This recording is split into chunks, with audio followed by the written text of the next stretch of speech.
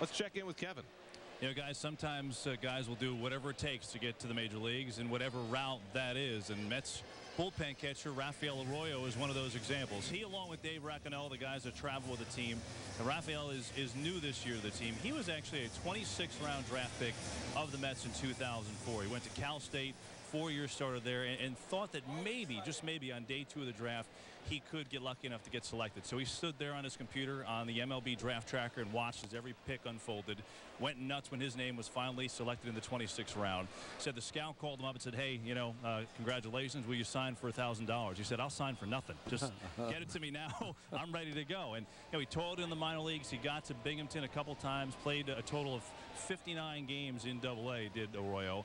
And then finally this year in spring training, he had a conversation with Terry Collins, and Terry brought him in the office and said, listen, we're releasing you. Thanks for everything. Maybe would you consider a career in coaching down the line? We like what you had to offer.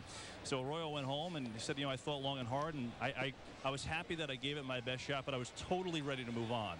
Bottom line is, a week later, the Mets had a need for a bullpen catcher. Remember, last year, Sandy Alomar Jr. was the guy who was a coach, but also caught a lot of pens. So they called Arroyo back, said, would you take the opportunity? And he said, I'd love to. I made it to the major leagues. That's the big thing. It didn't matter how.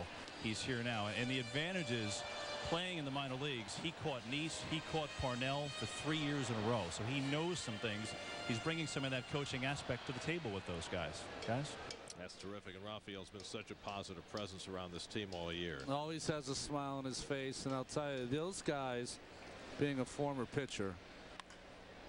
Tolle hits one out to left center, hit well. Maben back, has room, and awkwardly grabs it for the second out. Those guys just, you wouldn't believe how hard they work. Just they're here before some of the players. They're here after the players, and they are, the catchers anyways, are squatting about 6 hours a day. So it's a very difficult job. Even if you don't bike all the way from New York to Port St. Lucie. There you go, like Rack. 2 out and nobody on. Here's Ruben Tejada. By the way, I think that's the furthest we've ever seen Josh Tolle hit one to the opposite field.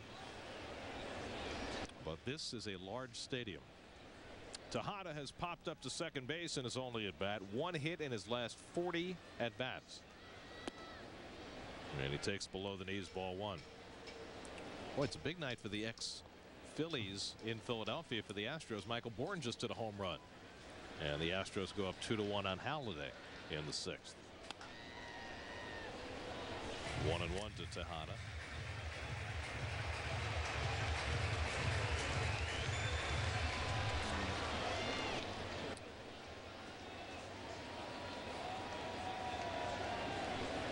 Alex Sanabia has limited the Mets to just 2 hits over the first 4 2/3.